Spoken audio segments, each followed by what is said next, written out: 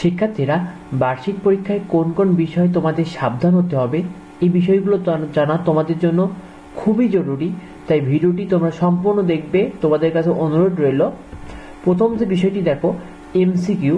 MCQ ও এক কথায় প্রকাশ, শুধুমাত্র উত্তরটি খাতায় লিখবে, উল্টাপাল্টা কিছু লিখবে না। দেখো, এমসিকিউ ও এক কথায় প্রকাশে শুধু উত্তরটাই তোমার জানা থাকলে লিখবে খাতায়, তাছাড়া কিন্তু যদি উত্তর জানা না থাকে সেক্ষেত্রে কিন্তু উল্টোপাল্টা কিছু লিখবে না, তাহলে কিন্তু তোমাদের নম্বর কাটা যাবে।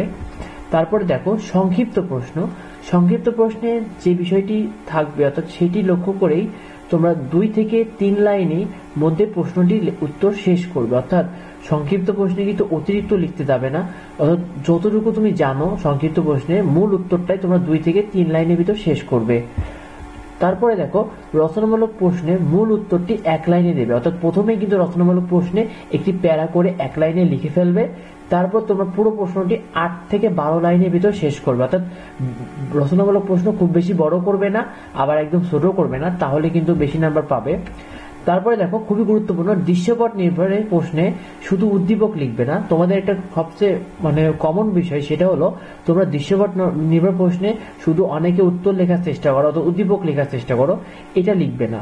শুধু উদ্দীপক লিখলে কিন্তু তোমাদের নম্বর কাটা যাবে।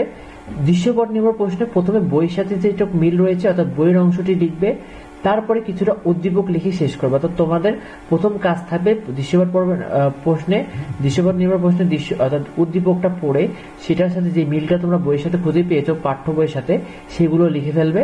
লেখার পরে উদ্দীপকটি লিখে কিন্তু প্রশ্নটি শেষ করবে। আর একটি বিষয়, তোমরা হাতের লেখা তোমাদের যেমনই হোক অবশ্যই স্পষ্ট ও ফাঁকা ফাঁকা করে লেখার চেষ্টা করবে, এতে কিন্তু শিক্ষক খুশি হবে এবং তোমাদের একটি ভালো নাম্বার দেবে। তো ভিডিওটি পর্যন্তই। অবশ্যই পরবর্তী যে কোনো আপডেট এবং সাজেশন পেতে অবশ্যই আমাদের চ্যানেলটিকে সাবস্ক্রাইব করো। আমাদের চ্যানেলে নিয়মিত সাজেশন দেওয়া হয়, সেই সাথে তোমাদের পরীক্ষা বিষয়ে যাবতীয় আপডেট দেওয়া হয়।